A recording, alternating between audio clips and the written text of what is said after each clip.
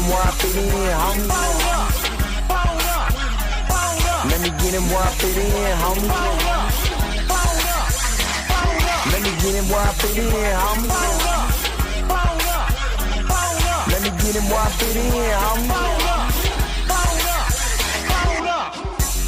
Who am I but I'm Dre Mac? Came into the game just to sit facts. Into the space that I'm in. They call me Bobby Drake cause I'm cold with the pen. I run no diamonds but I feel shy. You can dig me cause my boy's mine. My tracks flame like a Damu. The hardest blood on my tongue. Thinking is a warm blue. I'ma throw with a gas leak. Camouflage in the mist, but you smell me. One spark, then I bet you I'ma blow up. Then throw my name around, get stupid, then you go dumb. No rest for the weary. A versus thinking in his man, but you can't see me. You rather drink than go pull up. I'm jerking knife through the game, homie. Let me get in where I fit in, homie. Let me get in where I fit in, homie. Let me get in where I fit in, homie. Let me get in where I fit in, homie. I came to eat at the a la carte. Got stripped of a bear, call me brainstorm. Then I come together like a Voltron. Then I poured all the planks to use Decepticons. Fake rappers that retreats like Cobra. 80s they can float it like up in the storage and I'm E-Man. Up, down, down, man, I'm cheap. You a beast, man. I take a beating. Ninja Turtle rap, turtle clans get defeated. High in my ride, you can call me Night Rider. You can never stop me, cause I'm a guy bomb. Bad attitude like a rocket, my whole to the A, and I bet you can't stop us. LL bad, when I go and show up, you can hear the haters in the back. Let me get in where I fit in, homie. Let me get in where I fit in, homie. Let me get in where I fit in, homie. Let me get in where I fit in, homie.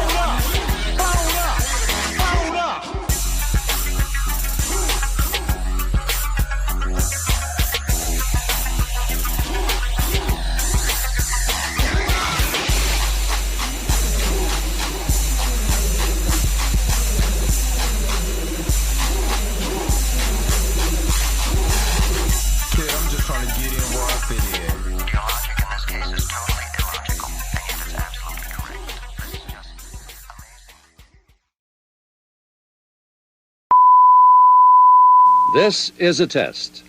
This station is conducting a test of the emergency broadcasting system. This is only a test. Taste the biscuit. Taste the goodness of the biscuit. Taste the honey sauce. Taste the goodness of the biscuit with the honey sauce. Don't get that honey sauce on me.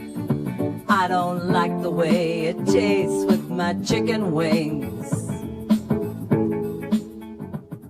We return you now to your regularly scheduled program. What's up? What's up? What's up? What's up?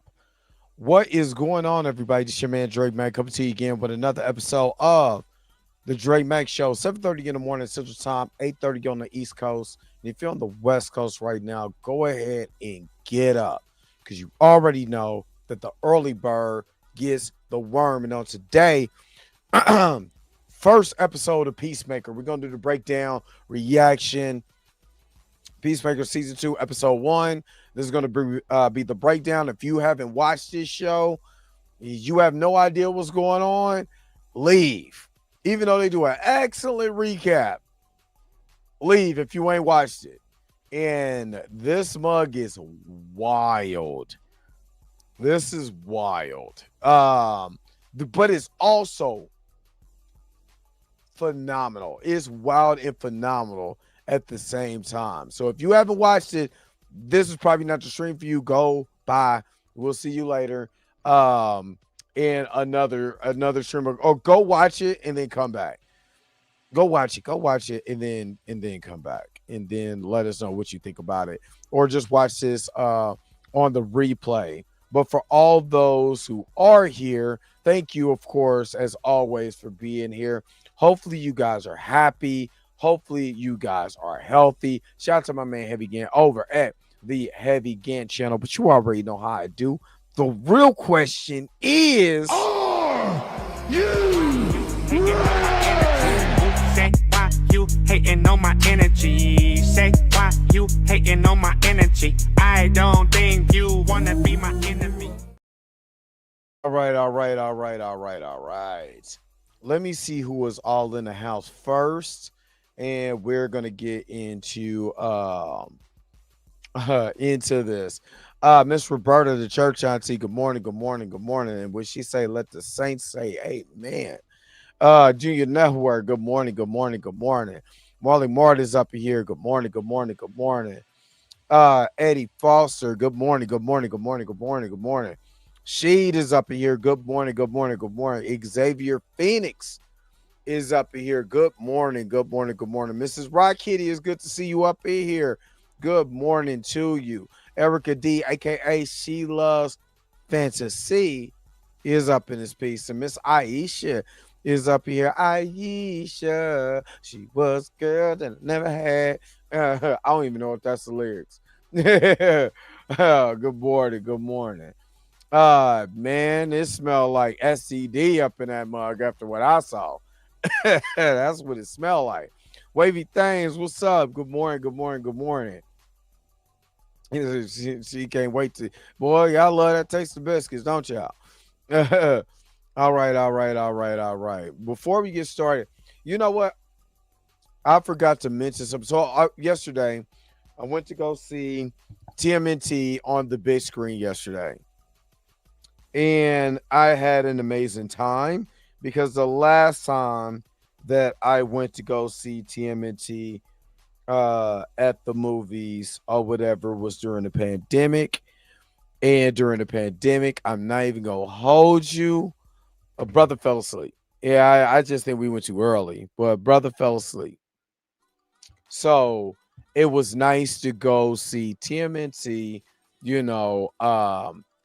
on the big screen. It was actually, I want to say this was in 4K because there were certain scenes that was like super crisp this time, like seeing Mikey cry and all of that. I mean, like, I'm like, dang, I'm enjoying myself. So, I came in, on what was it, yesterday before I went to the show, and I showed you these particular figures right here.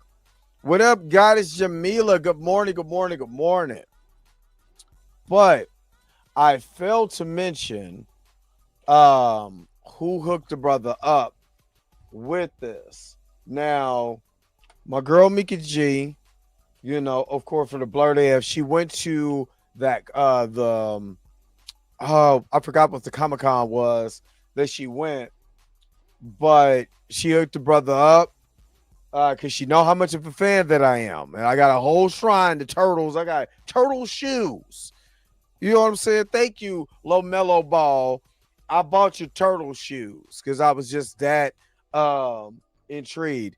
But she got me the turtle figure, and I forgot to mention it, or failed to mention it. I probably just failed to mention it. She got me the turtles, but she also got me the sign, from Ernie Reyes Jr., you know what I'm saying? Him and Raphael from TMNT2. Of course, if you do know your Turtles history, he was in the first movie, he was the stunt double for Donatello. So when you see Donatello getting his shell handed to him by the Shredder, that was Keno. So I failed to mention Mika G for hooking me up with with that, while she was out. So again, thank you so much, Mika G.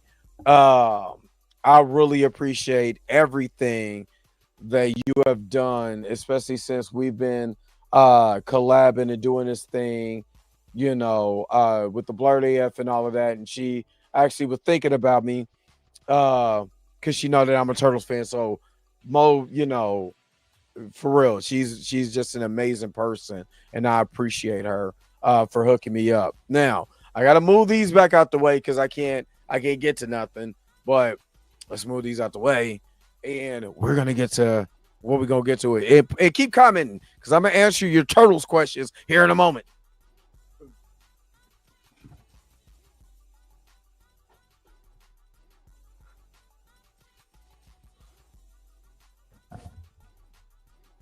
All right. All right. All right. Now, Q is not a robot. Who is my favorite turtle? Michelangelo. First of all, he has my favorite color, which is orange. That's my favorite color of all time. If y'all don't know, that's my favorite color is orange. Uh, even though I have a lot of blues and reds and blacks, even some of the shoes that I got, I try to literally go for orange shoes because that's my favorite color. Um, I like nunchucks because of Bruce Lee. So when I see Mikey with the nunchucks, I'm like, oh snap, son. You know what I mean? Um, so yeah, he was the party dude. You know what I mean in the cartoon. You know, and then when you watch the movie, he's actually one of the more emotional, almost like vulnerable characters in the first movie. I wish they would have let him have that scream when he was on top of the roof when he was yelling out for Splinter, which is his mentor, you know, his father figure, you know, his daddy. You know, let's keep it real. You know, he raised him. He the pappy. So yes, that is my favorite turtle, Michelangelo.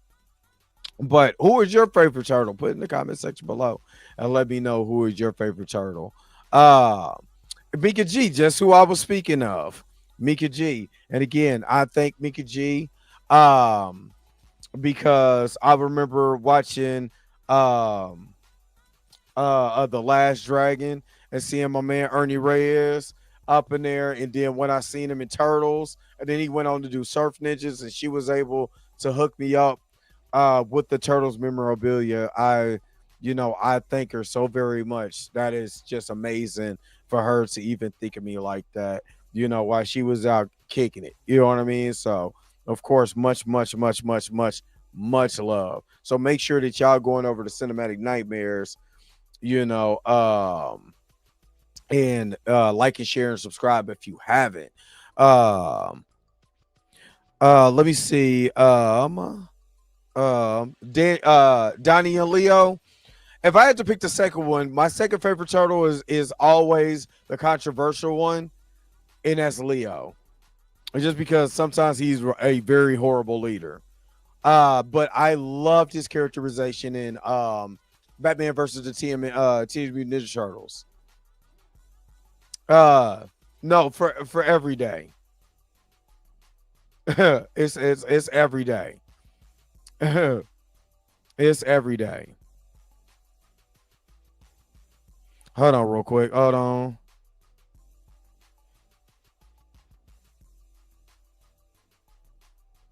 Hold on, y'all. Hold on. Let me get this. Sorry. We have to get this. All right. So before we get started, let me go shout out the Magnificent Crew. Come on now. You know, I ain't trying to hold y'all up because I ain't gonna lie. A brother is sleepy because I went to the 125 show. I got off the show with you guys yesterday.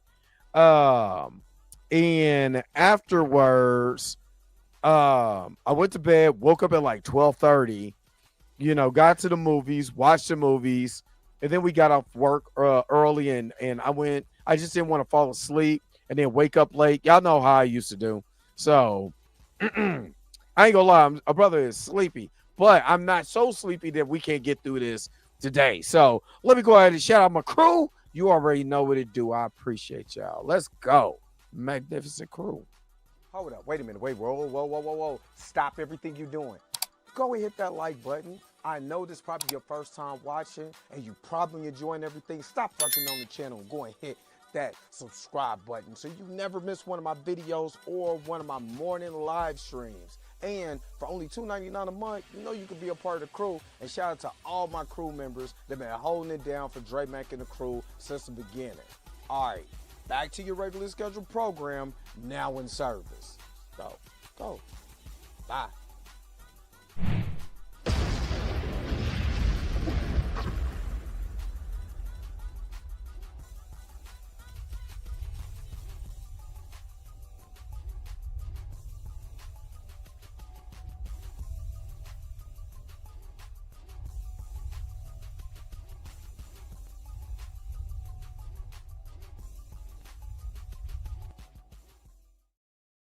All right, all right, all right, all right. And again, if you want to be a part of the crew, all you got to do is hit that join button when you go to the main page or the main channel. I think it's like view channel, and then you go to that part and it says join. That's what I need to go do. And for only $2.99 a month, like I said, custom emojis, prioritize comments, like like all like these members here, like Miss Roberta, always look at them first, or whatever. So and then Aisha telling me stop yelling at her, but I can't. I won't stop. I cannot stop. Baby oil. What up, Kiana? What's up? What's up? What's up? Good morning. My man Blue is up here, was dropping some nuggets. Make sure that y'all are checking out Blue's House Live if you have it. Blue was dropping some nuggets yesterday, especially when it comes to what the DCU is doing right now. I think they've handled the multiverse just from the end of from the end of the Flash. Everybody needed a little oil. Slide some more on me. Nah, I'm playing. But I'm playing. But yeah, I believe that they've handled the multiverse the best way possible since the end of the Flash. Then I believe Marvel has done and made the continuity make sense. Right now, better than Marvel needs to take notes. And it's starting to make me believe, and I think Blue tweeted out, so a couple people tweeted out that he looks like he should have been running the MCU because he got it on point. I'm just talking about look, just if you haven't watched The Flash, let me give you a flashback. No pun intended. So at the end of The Flash, all this more yeah, just don't worry about the oil right now. Don't worry about the oil. We know who's getting a little oil on them. You know what I'm saying? Who's getting the oily massage, later on. But so at the end of The Flash, he does a flashpoint basically, and then he ends up in an alternate universe, except he's not in his Bruce Wayne is I'm George Clooney. George Clooney's from which he should be, because his version of Batman was campy anyway. So that was perfect to lead Ezra Miller in that universe. But everything changed, right?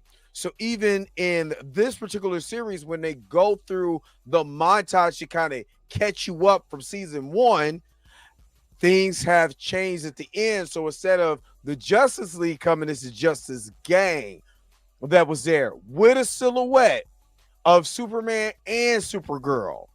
And you got Hawk Girl, Guy Gardner, and Mr. Terrific. So you still got that. And that's cool that they, made sure to show Supergirl, because she's going to be that's the next big movie we're getting from the DCU. Now, I'm still waiting for the connection to Creature Commandos. So, that's what I'm looking for. But when I tell you, just the montage, everything, it was top tier. It was top tier. And it was so seamless that it didn't miss a beat. It did not miss a beat. Now you can go into this. This is fresh. There's no real difference from season 1 to season 2, except for the characters at the end in the universe. The universe has changed, but still the same similar universe that Peacemaker was in. It still was James Gunn's vision. Yet now with the toys he has to play with. So I personally like that. They did an excellent job doing a montage for about 5 to 10 minutes. Well, no, it's like 5-minute montage that got us caught up. That made sense. It made absolute sense. And I'm not going to lie, ladies and gentlemen, I loved every bit of it. But you know what I like? more than Peacemaker, I like biscuits. And right now, we're going to take a small commercial break. We'll be right back with more of the Dre Max Show. Taste the biscuits. Knight Rider will continue in a moment.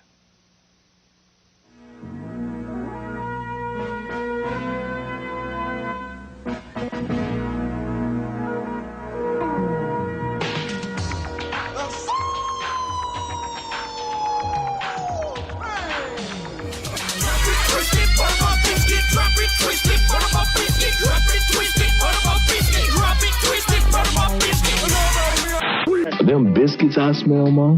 That's my Hungry Jack. Tommy takes one of them. Them my biscuit. Them my biscuit. Switching to Geico really save you 15% or more on car insurance? Does a 10-pound bag of flour make a really big biscuit?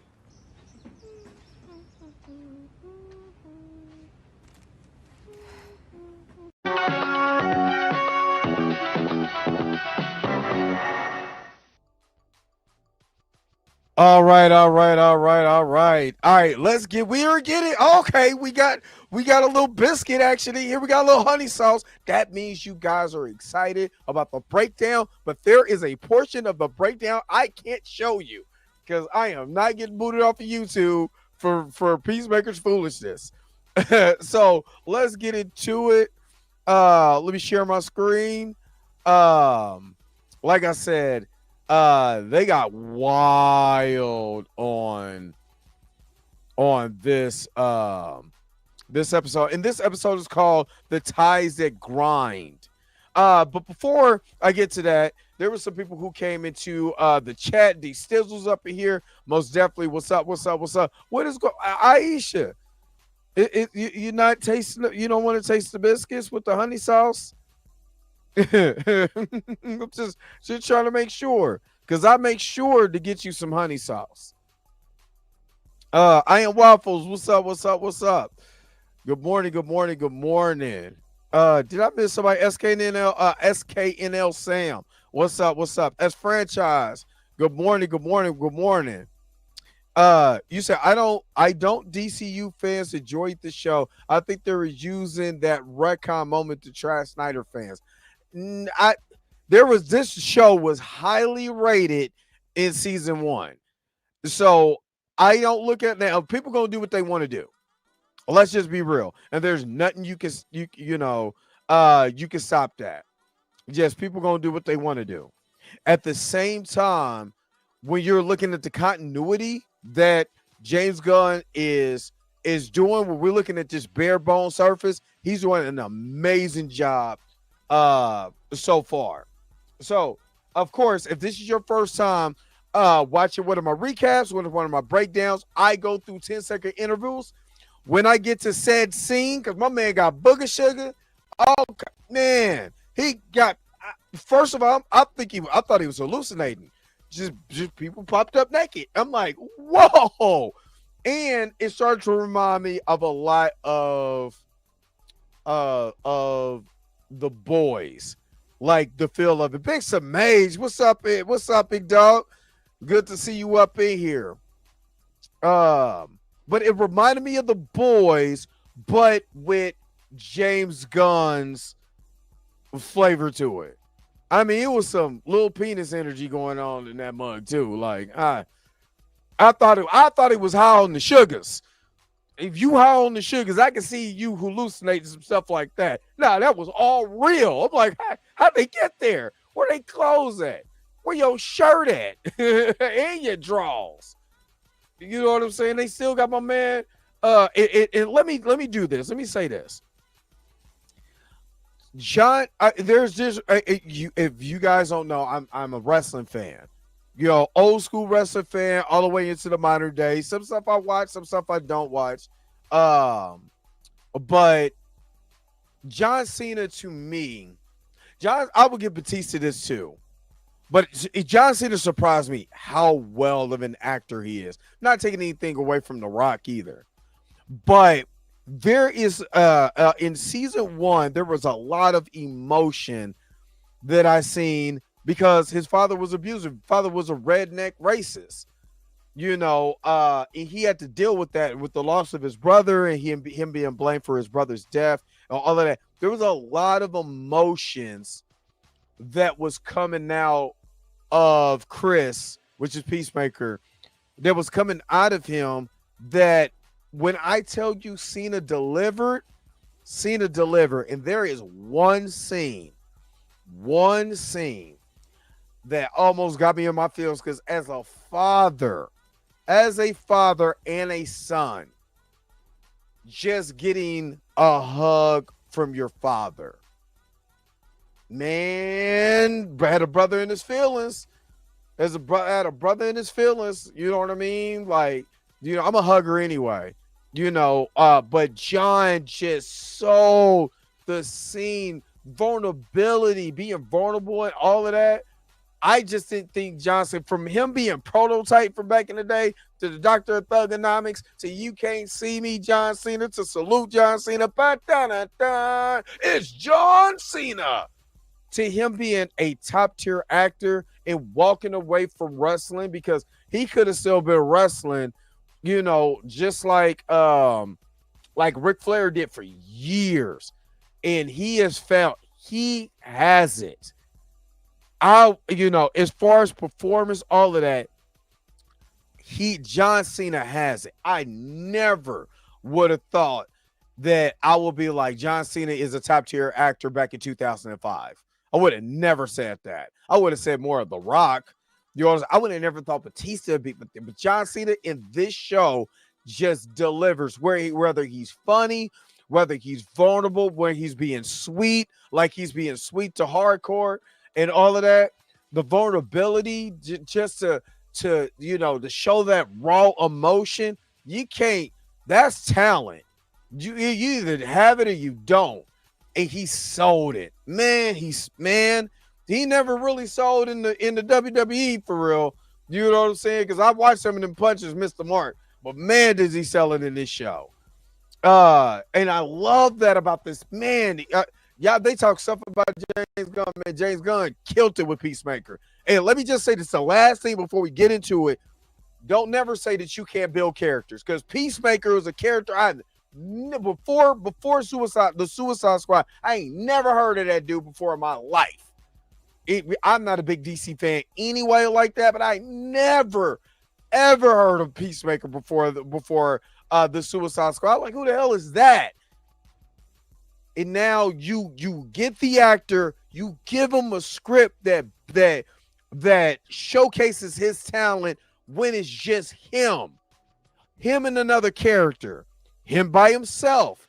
This is some of the problems that plagues a lot of the MCU stories, and why I liked the Thunderbolt so much, because it's complexity. It's not even the subject matter. You're having complexity, and they did this with other characters, and they kind of stopped having that complexity of a character to be funny one moment and be vulnerable the next.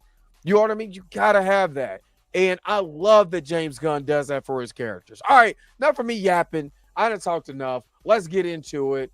DC Studios, we having a recap of Peacemaker season 1. This is the scene where Chris's brother dies, and he gets blamed, get blamed for that.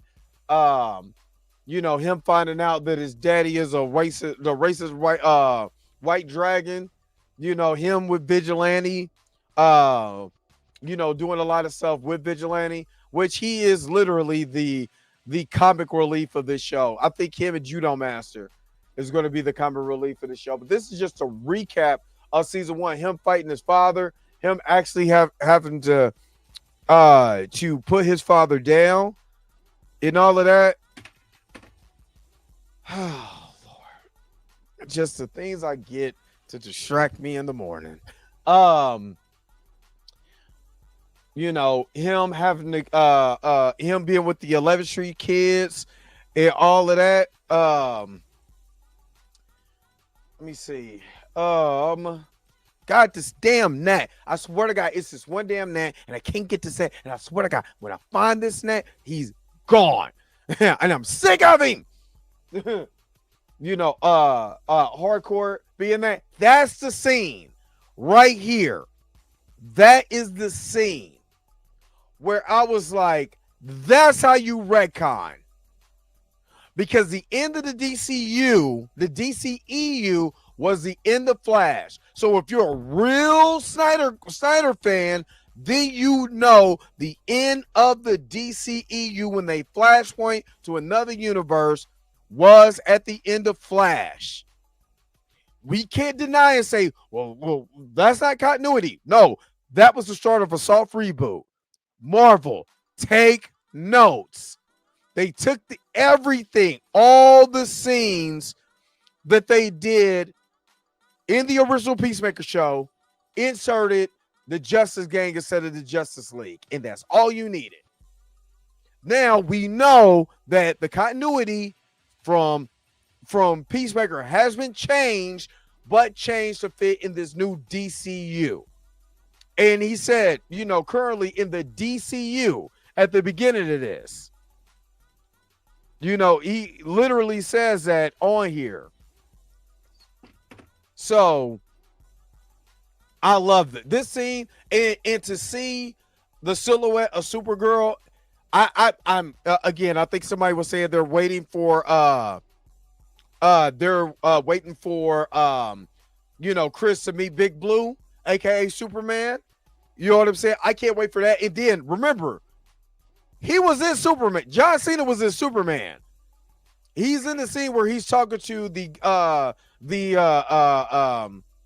kind of the Fox News type guy, on the television. So he is canon. All of this is canon.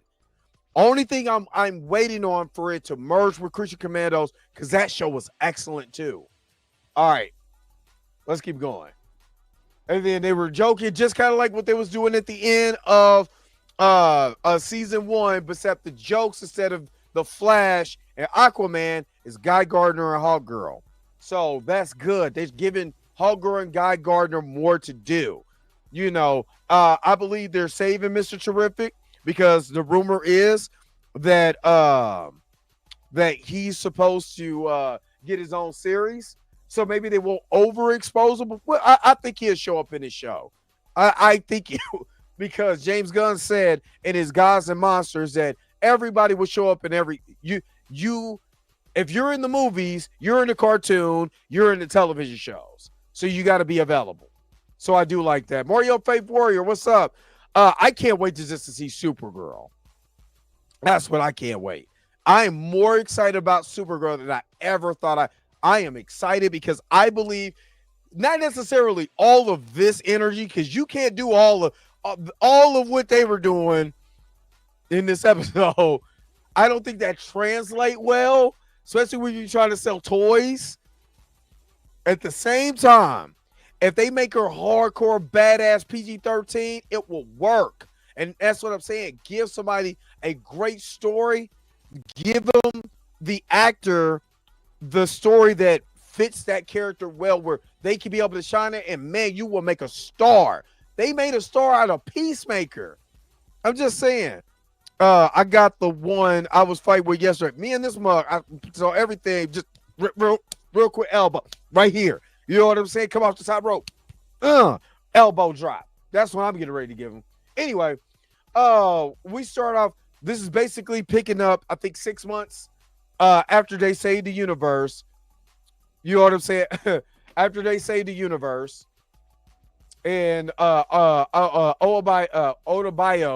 was with him, and then we pick up with Eagly, waking up Chris. Chris goes into the quantum folding table. Oh, I believe that too, Xavier Phoenix. I most definitely believe that. And I put this on everything I love. I want to buy tickets to Super. I want to make a Supergirl actual thing. Not even gonna lie. I do. I think it's gonna be dope because I can see his vision. You know what I mean? So I kind of want to take some people to go see that with me. I might do that. Might do a giveaway for some tickets. I wish some of y'all. I wish a lot of y'all were in Kansas City. I put this on everything. I could be able to when my SSI check comes, be able to buy some tickets, give it away. Y'all can meet me somewhere. This was funny. Like, so he's in the quantum folding chamber, in all of that. And what's funny, I thought this was the creature that Lex Luthor had. And I was like, well, he didn't have the red eyes or anything like that. I said, okay, that's not the same creature. But these are pocket universes. So now, again, they have established a multiverse like that. Just every door that you go through. I thought it was Mr. Handsome. Yeah. Hey, Aisha, if I could get about 10, 20 tickets, man, you said he look like Dolomite, Diamante from the Wildcat. Yeah, he does. He does. I mean, that'll be awesome. I mean, I did it for Magazine Dream, so, it's not nothing. I get some money together and buy some tickets. But, so, this is their multiverse, right? This is how they establish it. They established that each one of these doors is a universe, Earth 1 through 99. Obviously, in the DCU, we're in Earth 1. But literally, each door is another multiverse to another to an alternate Earth. Right? It's established. 99 doors. There's your multiverse. And they told it so seamlessly and smoothly that you didn't have to have the shenanigans of, well, I mean, you do have the shenanigans here, but the way that they did it was like, hey, we just got doors to other universes, right? And then you just take a door and go to another universe if you get into this pocket dimension. In the MCU, you got to have people to bust down barriers to other dimensions, and you got to go through all it. This is simple, streamline. There's nothing, like Aisha said, there's nothing confusing about this, right? I mean, my man's just roasting I don't know what that was. It was a rat, cat. I don't know what it was. And yeah, no time trouble, no nothing. And my man just went back and he was like, some words that Miss Roberta don't like to hear, but he said, "Flub you mother lover." So he goes in and he's trying to look for Eagly. It does. Mario Fate Warrior. That's the word of the day. Bing, bing, bing, bing, bing. It does remind me of Monsters, Inc. It does. It does remind me of Monsters, Inc. It would have been funny if he would have went into one of these doors and it had a kid sleeping. And he came in, like on Monsters, Inc. If they could do that, if they could find a way to sneak that in, and it's almost like a sneak diss to Disney, I would love that. I'm not going to lie to you. I would love that. So he was thinking like, Eagly, what are you doing? You know what I mean? So my man is in his draw, in his deduntadunts though. He's still in his deduntadunts, man. What the heck? So he uses the same code, everything. He goes into an alternate universe where, his dad is alive. They call it the top trio. Pause. And he said the town of Evergreen, Washington, gave him the key to the city because of the top trio. That does not flow well at all. And he sees his dad, and he, sorry, because I gotta mute the music. I gotta mute this whole entire episode at one point. You know what I'm saying? So he sees him, he freaks out because remember, and again, Disney. I'm not trying to, because I still enjoy a lot of the Marvel content. There's some Marvel content that I really enjoy. But what HBO has done, giving you that breakdown at the end of the show, saying what the directors, what the actors are thinking at these particular moments and stuff like that, actually benefits the actual watching experience at the end. Why? Because we're hearing straight from the horse's mouth. This is not me giving theories or anything. There's nothing wrong with the theories. No, we love theories, but they're really giving you from the horse's mouth what they actually think. or what they had in this particular scene, of what type of emotions they want to convey, and all of that. That makes the end of the watch. So we get into the end credits. You getting before we get to the end credits, we're getting that right. So it makes it, for me, it makes the watching experience from start to finish worth it. I'm not seeing a bunch of credits, and then after credits, I'm seeing a bunch of credits in different languages or anything like that, and that's the end of it. You're actually getting feedback. HBO Max has done an excellent job with the Penguin in other shows. Man, it helped me out in the House of the Dragon because half of them names I couldn't pronounce. So it helped me out so much. It helped me out so much.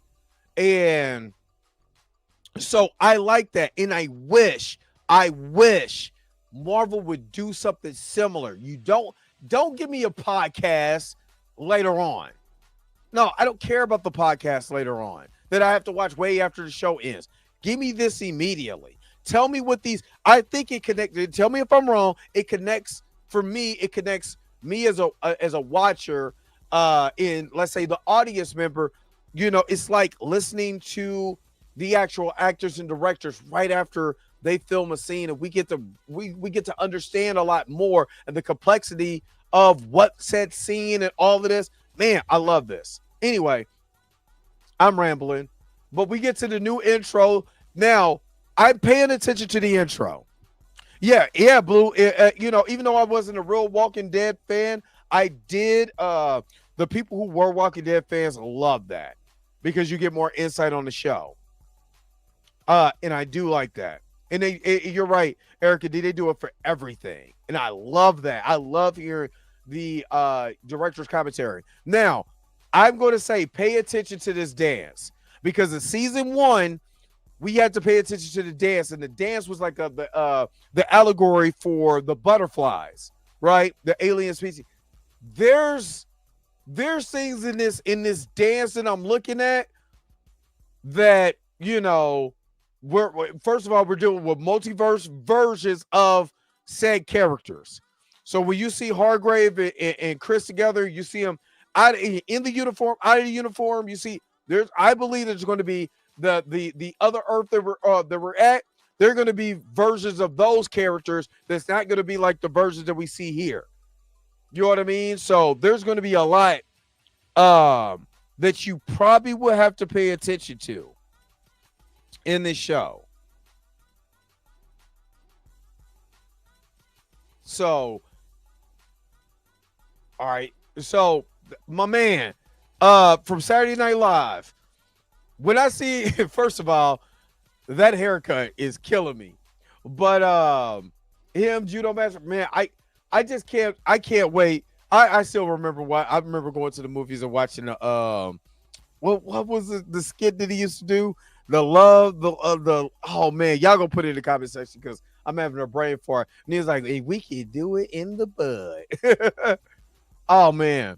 But yeah, there's certain things in this dance, and I don't want to play too much, but it almost looks like the butterfly dance that they was doing. But then now you're seeing these multiverse. Who is this guy in the corner? Who is that? That's who I want. That's who I want to find out. Who's this guy? You know what I'm saying? Is this a these are people we're gonna meet along the way. We're Frank Grillo's, Rick Flag Sr., all of that. Is we gonna get the gray hair Rick Flag Sr. that we got in Creature Commandos? I want to know. But yeah, there's a lot in this dance that I'm telling you, you gotta pay attention to. Because it tells you the story of this show. And by the end, and this is the trio. The dad and everything, they're doing it. I'm not going to lie. The theater kid in me is loving every minute of this. I was enjoying this. I put this on everything I love. I was enjoying all of it. I will be so down to do this. I will be so down to be a part of this this montage. Oh my God, that would be awesome. But this is what I want to show you. At the end of this, you see how everybody's laying? Tell me that doesn't look like a pile of bodies that's laying on the floor. That there's going to be probably some serious deaths in this scene. Oh yeah, oh most definitely. I'll be all over that. But I think there's going to be some serious deaths in this show. We don't know yet, and it could be the multiverse versions of them. You know what I'm saying? So be prepared for that. Lana J, what's up? What's up? Happy Friday to you too. But that's what I think. There's going to be some things that we don't know yet. We already is going to see one in this show at the end of the series. And we get to that, the ties that grind. I love the way the font is because it does remind me of Guardians of the Galaxy 3. So I always love that font.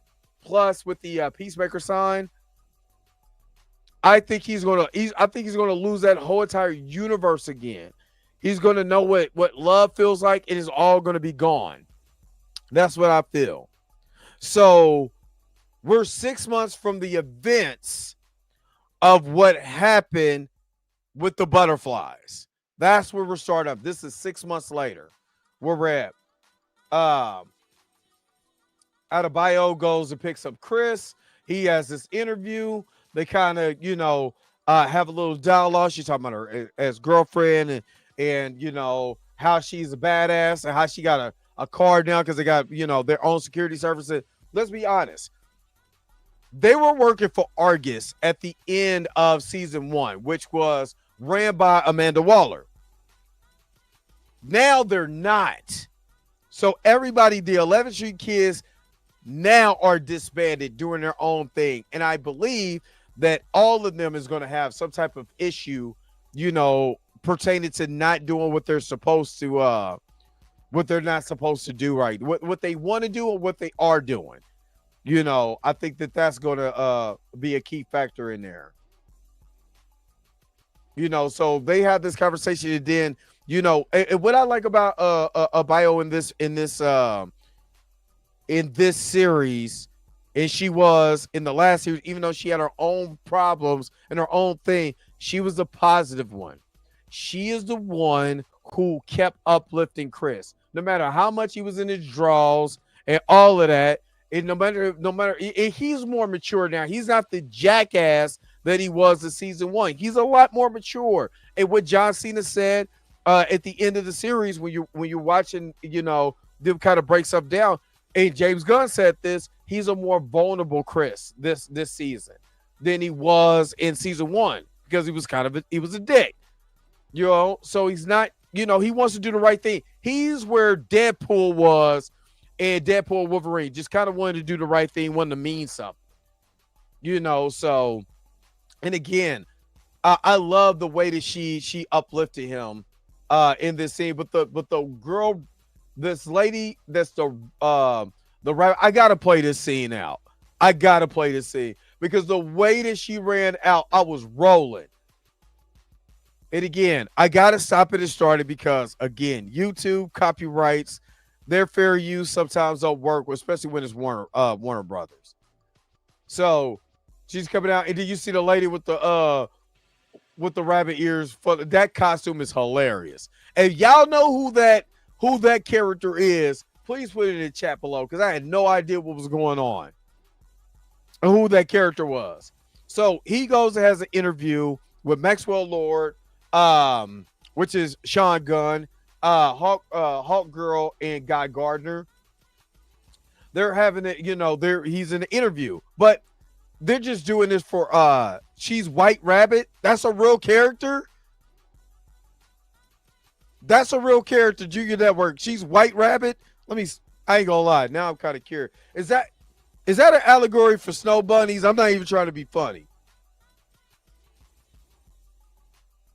Like, I mean, she's white. Let me shut up. I'm gonna get in trouble. White people, I'm sorry. Y'all the ones who cool with me. I'm sorry. I didn't mean it like that. She's White Rabbit. That's what she's called. White Rabbit. Let me look this up. That is just too on the nose.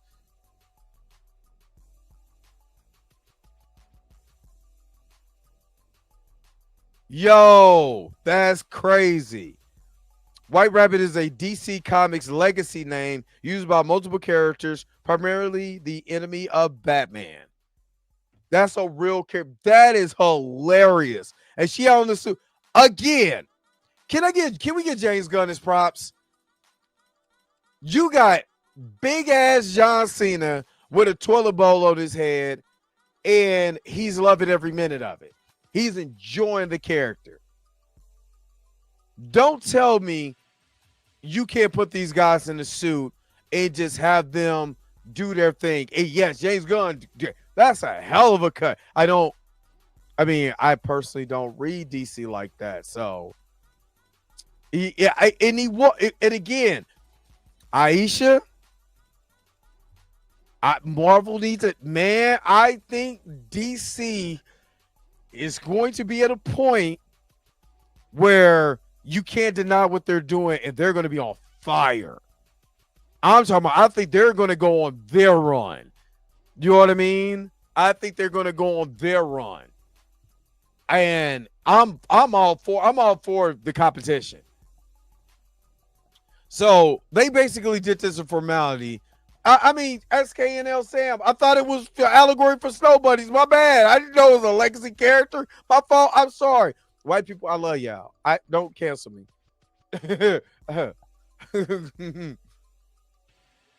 But so again, they wasn't really serious about getting Peacemaker to be a part of their team. They did this to joke, and it was all Guy Gardner. You know what I mean? This was all Guy Gardner's fault, and there's a lot of back and forth. But again, John Cena sells the emotion, right? John Cena does what Eddie Murphy has done for years when it comes to acting. He acts with his eyes. I always said Eddie Murphy is one of my favorite actors of all time, because how he acts with his eyes, in his emotion. He doesn't even have to say anything. You can see it in his eyes. John, you can see it all in his face that he really wants to do the right thing, and they're just playing with him. Look at his face. I mean, the way that he emotes. And this is the actor part of me. I'm sorry. I be having these moments. Guy Gardner's having a great time. He's like, damn it, I didn't know it was on this whole time. And they let the security guard hook him up. And he was in there going off because of the way that they treated him. And all he wants to do, again, is he wants to be a hero now. He doesn't want to go out and do the things that he was doing before, which I completely understand that. So now we get yes, it's through Aisha. When I tell you, that's who I studied. That's who I studied.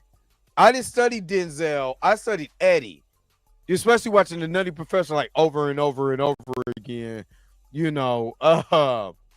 Just because of the way that he was acting with his eyes and everything, his emotion and his face, is great. Is awesome. And let's get to Hardcore. Hardcore is in the same position. All she wants to do is get back to all she knows, which is being a spy, being a badass. She's their Black Widow. And she's going through this trying to get with the I think this is the NSA. Or is this the CIA? I kind of missed that part. Not even gonna lie to you, but she's just trying to get back in.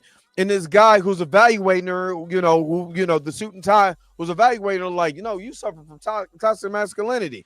She was like, I got a vagina. How can I do that? She just has a lot of pent up anger, and she's where Chris was at. A lot of hurt, a lot of pain. The only thing that I know how to do to relieve that pain is to hurt someone else. She's the literal definition of hurt people. Lord. So she snaps on them, snaps on him. She goes out and beats up her beautiful GT3000 for Mississippi. She better not never punch that car again. That is a classic she got on there. And again, all she wants to do is be where she's supposed to be at. She just wants to do only thing that she knows how to do. And she cannot do that. She's breaking down. Let's be honest, ladies and gentlemen, how many times if we're not in our purpose or walking in our purpose that we break down because we know we're at a dead end spot and we're not where we're supposed to be at. And that's what she's going through. So Chris goes to find her. We find out that they had a little drunken rendezvous. But she didn't care. She didn't care because she can't get past her hurt to see that somebody actually cares and loves for her. You know, which is Chris. Chris actually really cares about her. He was being, again, compared to last season, this is a more tender Chris. He's being real tender with her. Went to go get some ice or whatever, you know, making sure that she's good. And she feels that.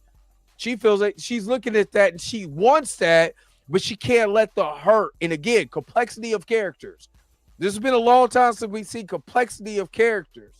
You know, in this particular genre, they're being complex right now. She's wanting to have this. She knows what he's doing, you know, benefits them, but man, she can't. She got too much pain, too much anguish because she's not in her purpose, which she feels like she should be doing. So she basically rejects Chris.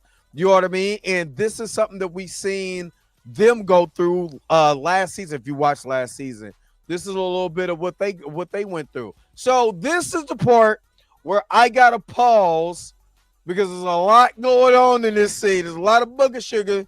There's a lot of stuff that I cannot show because of YouTube guidelines. So we're gonna take another commercial break. I'll be right back with more. Of course, you know what you came here for. The Dre Mack Show. After these messages, we'll be right back. Now you can own one of the greatest gospel albums ever on the rough side. With only giant hits and legendary stars. Biscuit. I know it's the truth about it. I love. Oh, how I love this biscuit. Oh, how I love this biscuit. It is the best biscuit. I know. This treasury is not sold in stores. And when you call the toll-free number now, you also get another entire album of all-time gospel favorites. We now return to the Transformers. All right. So, yeah, I can't show any of that middle. I do not have blurs or nobody. Pam, no, nobody's gonna stop me. Nobody's gonna stop me. But no, I can't show the middle of this of what I just showed. I had to skip. There's like 7 minutes of that. So I had to stop it. But basically, he goes to a binger, booger sugar everywhere. You know what I'm saying? Nose full of powder, all of that. And he decides during the I thought it was in his mind, but he decides to go into the pocket dimension.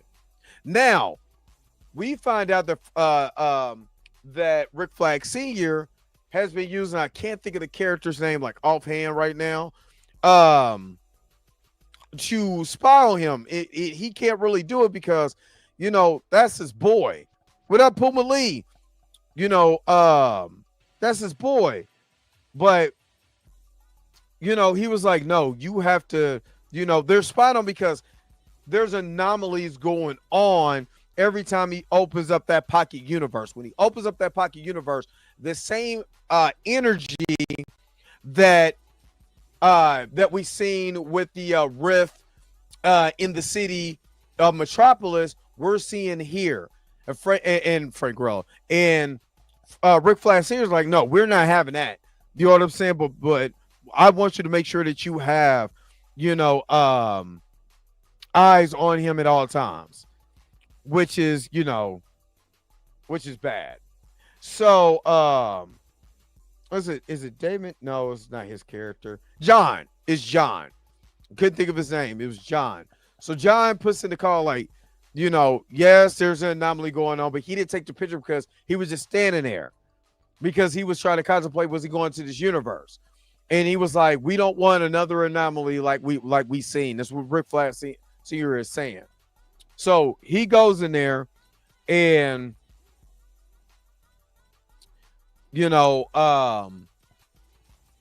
eagerly, use eagerly to get back to that particular place. Hold on. And he goes, now he's curious. Now he wants to explore, what's here. What's going on in here? So now he actually goes in, and starts observing the house. He goes out. He sees his brother coming out the truck. This is his brother as an adult. Remember, he had the guilt of thinking he killed his brother, which it was an accident. That was explained in season 1. It was an accident. Then he turns around, kills his father because he was a racist piece of crap. So that I can see why that would happen. Now you're seeing his brother pop back up in this other dimension. His father. This is where the acting. That's what I'm talking about. Right here. This is where you're acting with your eyes. I'm telling you, anybody who wants to be an actor, you can act with your eyes. You don't have to say a word. It is all the emotion on your face. I'm trying to tell you, that's where it's at right there. So now you're having this moment with, for one, this is not the dad he grew up with. This is a dad that unfortunately is from another universe. And the story with them is totally different. I know. Trust me, Sam, but I gotta do something different. You know what I mean? I gotta skip around that though. It's wild stuff going on in that though. It's real wild stuff, so trust me. But so you're now seeing a loving father, your brother alive, and Chris has been damaged. Remember, we have to understand that Chris has been completely damaged over the years, right? Completely damaged. So now when you're getting this Chris here and he's vulnerable, he's looking because this is everything in this dimension is everything he craved. Right? It's everything he craved, he ever wanted. Right? And he's even looking like, wait a minute, stop. Now his brother messing with him like, what up, Maverick 77 Defender? Like, he's not used to, he doesn't even know what the hell is going on. They looking at him like he's weird, like, yo, what's going on? They start reminiscing, they're having a good time and all of that. And I'm gonna show you the point, the scene that got me, because all of this is, for one, shout out to Robert Patrick, the original the T2, you know what I mean? Now he's an old guy now, but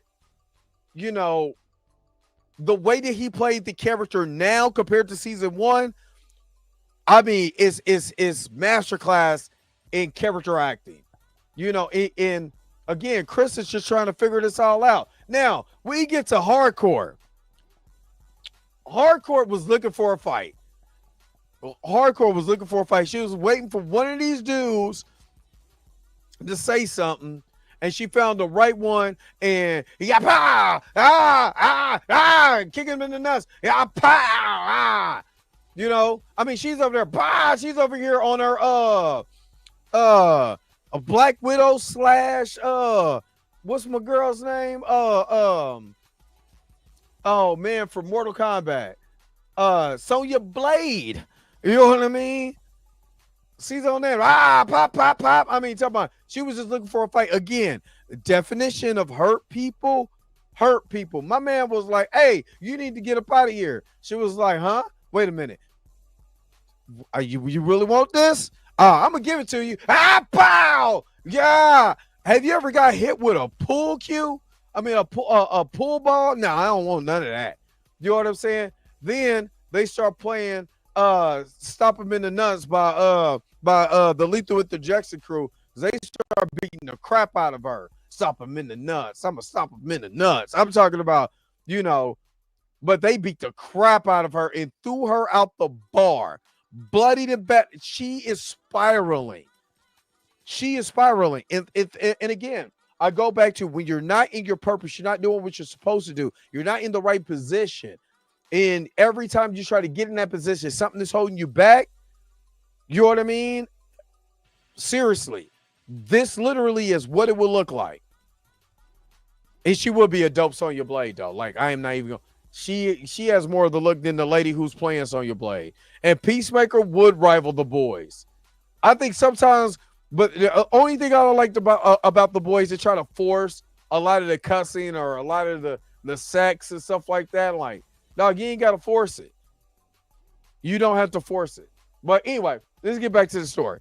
But you're right, though. It will rival the boys. And I believe this season going to be even better than season one. This is starting off phenomenal. Just the acting alone. He's realizing that they had. Okay, so let me play this scene real quick. This is something like with my sons. Now, I told y'all, one of my sons is 6'5", right? My son, 6'5", over 200 pounds.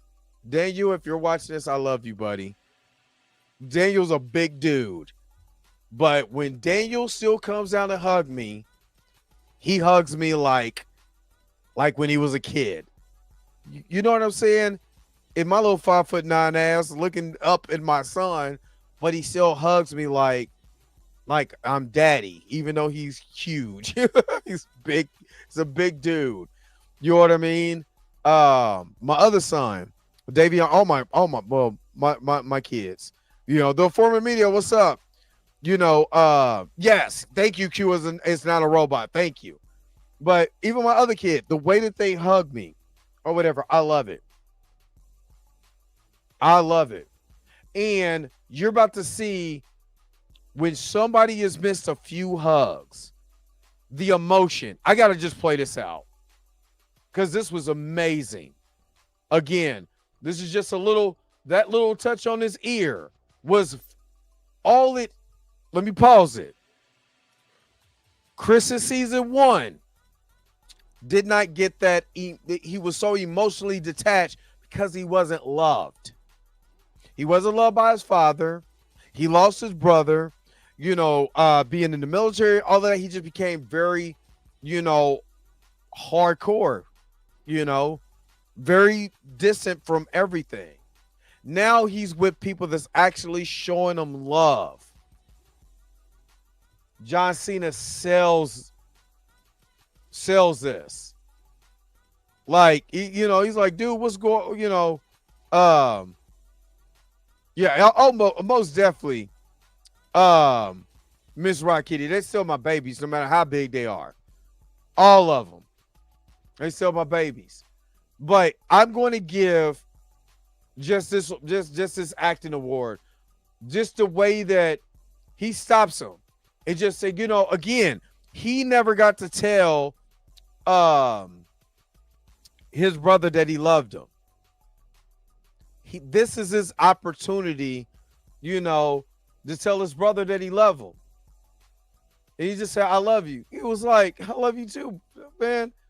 And it's that love, it's that camaraderie. You know what I'm saying? I was with my brother in Wichita. We went to Oklahoma just to hang out, and before we left, because he was getting ready to move to California. I love you, bro. You know, we do our thing. That's love. You know what I mean? Especially when you grow up without that. You know what I mean? Like if you're a person that grew up, you know, like I did, I always tell this story. You know, I grew up in state custody and stuff like that, and me and my brothers and sisters were separated. But once we got together, we made a vow to each other that we're gonna love on each other, you know, and stuff like that, and tell each other we love each other, and all of that. We were going to be the Fab Five, you know, from my mom's side of the family. That's what we're called, the Fab Five. You know, there's 5 of us.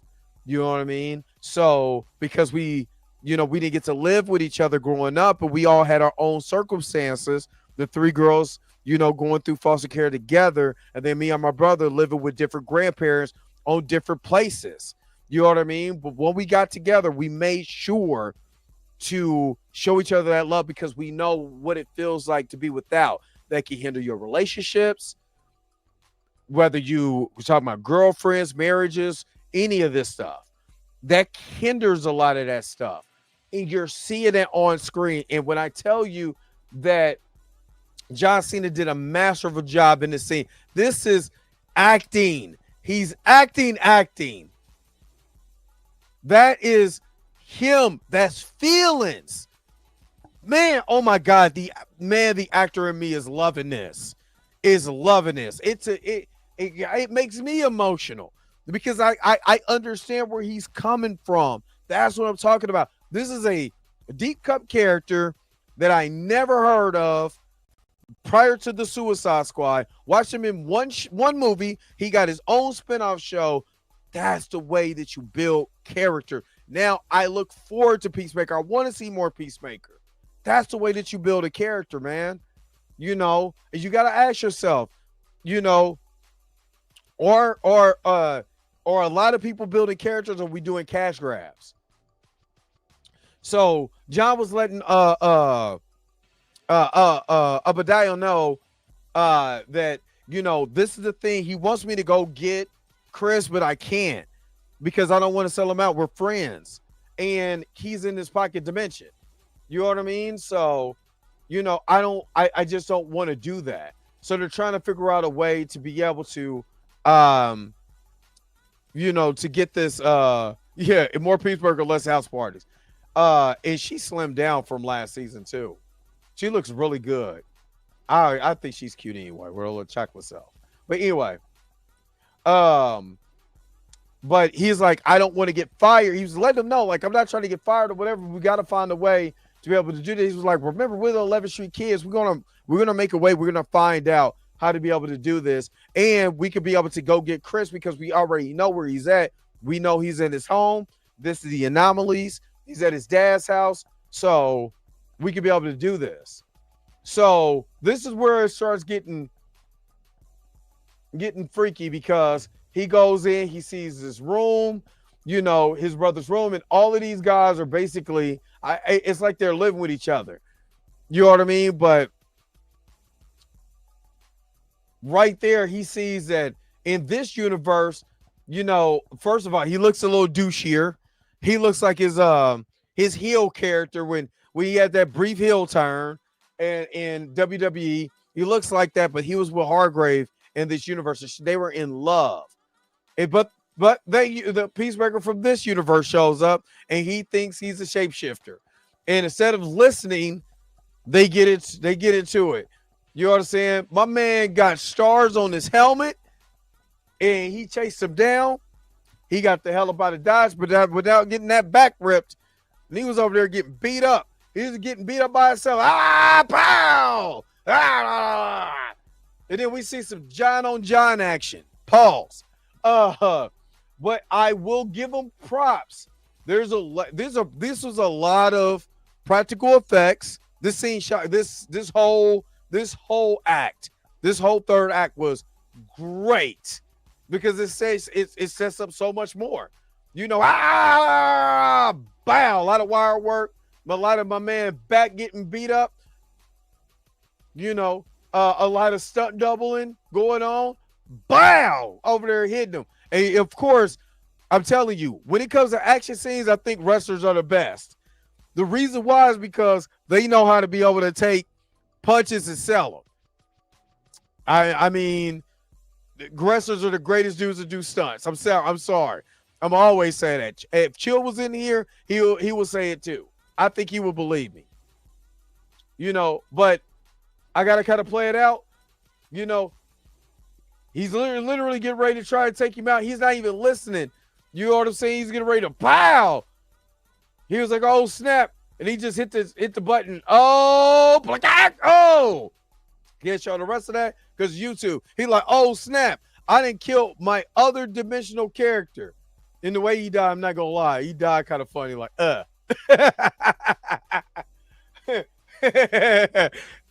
He died. Hey, for one, shout out to the CGI.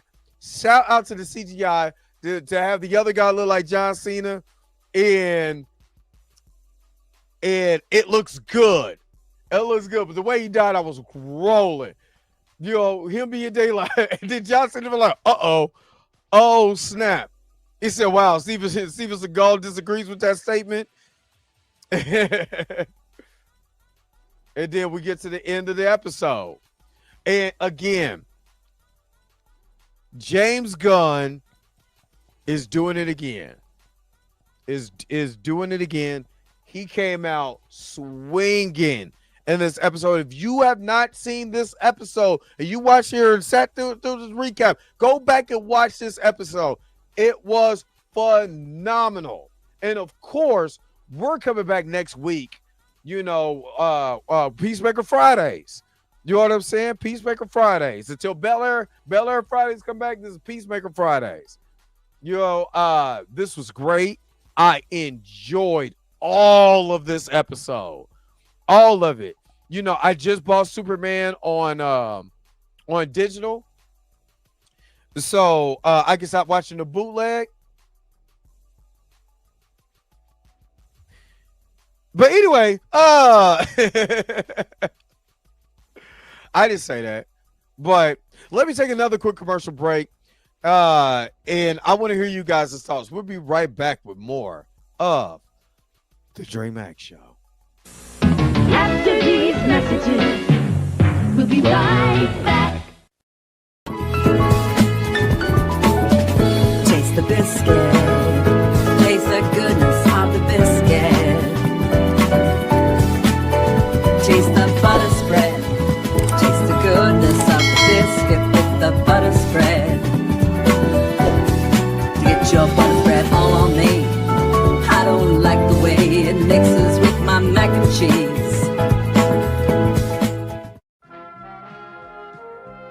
We now return to the Transformers. All right.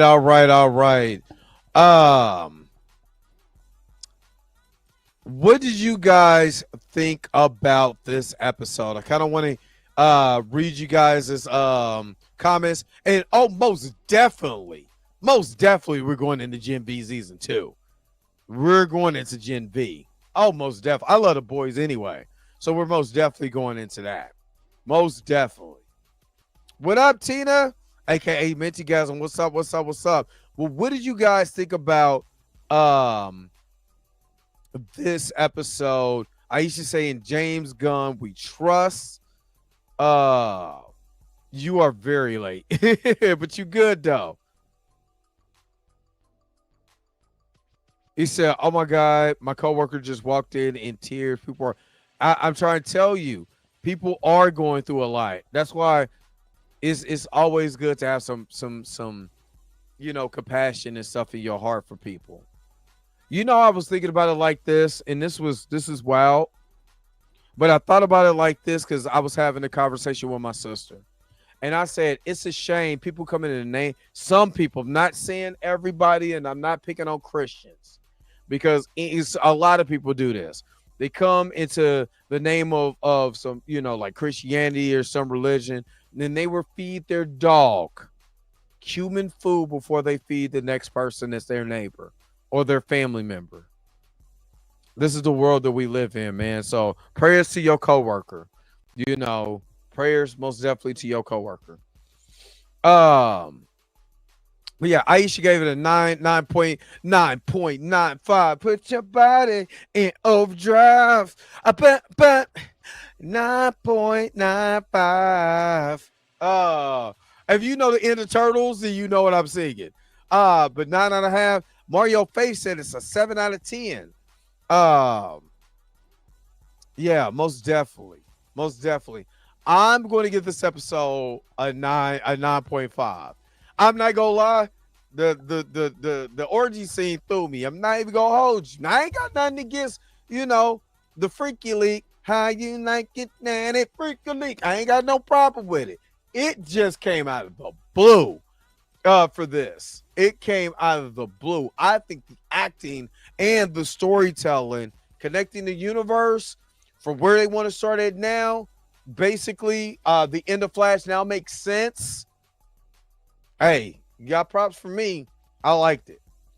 You didn't want the that's the only part I didn't like. I mean, yeah, it was weird. No, not gonna lie. My man was on the binger. I thought he was hallucinating. No, that was where them people come from. Where they clothes at? The informant media said B+ episode didn't need the Diddy party. Also, the Justice game was useless. However, the character development was great and the storyline was fantastic. The background, the set. Most importantly, Vigilante is back. Most definitely, Vigilante has some of the funniest scenes in this show. To piggyback, okay, so I don't think the Justice Gang was to me, they wasn't useless. They were just dicks to Chris. So when you go back and watch Superman and he's talking crazy about metahumans, now you know why. It's all connected. That's all I'm saying. It's all connected, baby. Xavier Phoenix gave it a 9 out of 10. Pumbali said it's HBO. What did you expect? I'm an old HBO guy. And yeah, man, sometimes it was a period of time at HBO where you had to turn it off because HBO was tripping. They were showing soft corn on HBO. Hold up. I'm gonna show y'all something real quick though.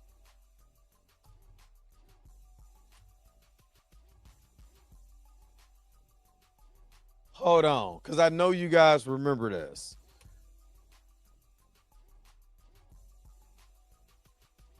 Let me see if I could jog you guys. The people that are old enough. The people who are old enough. I want to see if I could jog your memories. Just real quick. Hold on. I'm going to give y'all a blast from the past. Since he said that, I'm going to give y'all a blast from the past.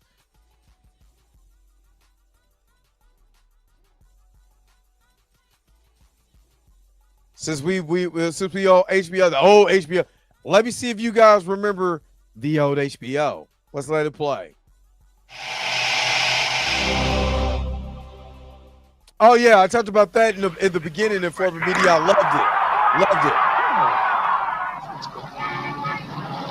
it. Yeah, right, baby things.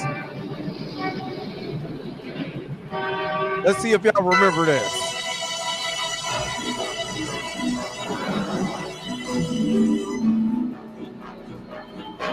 Hookers and Johns.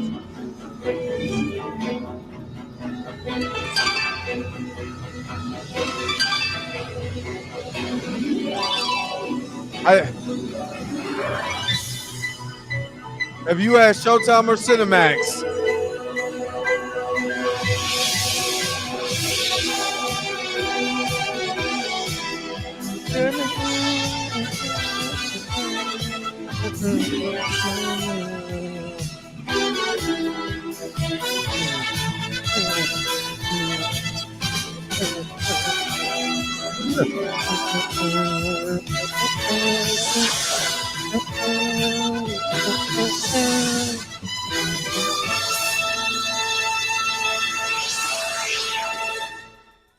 Yo, I'm not even gonna hold you. I might have to use that as one of those commercials. HBO had the fire bumpers back in the day. Man, I just wanted to get to the people that was old enough because I know some of y'all not old enough. But I know some of y'all tenderonis. Some of y'all still wet behind the ears. But if you were watching Howard the Duck or what's it or Gremlins used to come on all the time on HBO. Man, it said I'm 25, but I'm wise. It's Cinemax, HBO. Man, especially HBO. I watched a lot of HBO growing up. Child's Play. You're watching anything. Nightmare on Elm Street. Oh my God. See, I knew some of y'all was gonna get in y'all feels when y'all see that bumper. Y'all getting y'all feel like, oh snap. I like those member berries. That's all I wanted to do was like those member berries. I knew good and well if I showed one of those, y'all will remember. Back in the day. But man, those were the days, man. Tremors. Let me show. Okay, I'm gonna do one more because I forgot about this one, and I think this used to show before boxing, I believe. But hold on, let me show you one more because I'm showing all the young pups, the young folks, as they say. Or Back to the Future. But I see if y'all remember this one.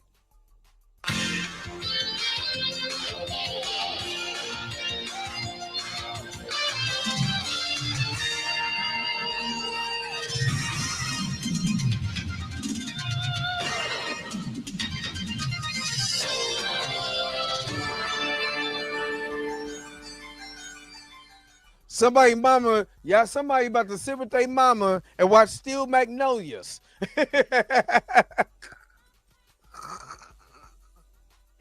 Oh, snap. Oh, snap. Oh, I love it. So, again, I had to just show y'all down memory lane, but what did y'all think about this episode, man? Put it in the comment section below and let me know. Hopefully I don't get in trouble by HBO by playing their bumpers. But trust me, I got some new ideas. Butter biscuit time, baby. I got some ideas in the works. Y'all just don't know. Biscuits. Yo, the sign is real simple, B. It says wrap it up. Wrap that shit up, B. Most definitely got to wrap it up. I want you guys to enjoy your Friday today and just take anything from what I do. Just enjoy yourself. Enjoy every moment that you got. Every single piece of moment that you got, because you never know. So if every moment, take advantage of it, man. Have fun, smile, enjoy yourself. And please, please, please be safe this weekend. All right, so I got to get up out of here. Thank you so very much for tuning in to another episode of The Dre Mack Show. Tell me what you think about this episode. You watched this on a replay. Put it in the comment section below. Let me know what you thought. If you thought it sucked, like most people go come to me, it sucked. We'll put it in the comment section. Just don't start trolling, because I'm petty tendergrass. I'm petty tendergrass. Play with me if you want to. I'm not playing. All right, let's get up out of here. Thank you so very much for tuning in to another episode of The Dre Mack Show. Don't forget to like, share, and subscribe. Don't forget to hit that bell notification so you can never, ever miss one of my videos again. Until next time, I'm going to holler at you guys later. Peace and vibe power, man. Enjoy the rest of y'all weekend. Y'all might see a video from me this weekend because it don't look like I'm working. Where's my outro at? They trying to have me on unemployment, but you already know I gotta go. Wait a minute. You're telling me the video's over? What? Huh. Okay, I guess so. If you have came to this portion of the video, thank you so very much for sticking to the end. Don't forget to like, share, and subscribe. Don't forget to hit that little bell notification so you never miss one of my videos. And if you really want to, you don't got to, go ahead and follow the social media links that's down below. Until next time, I'll holler at you guys later. Peace and vibe higher, y'all. Y'all take care of yourself.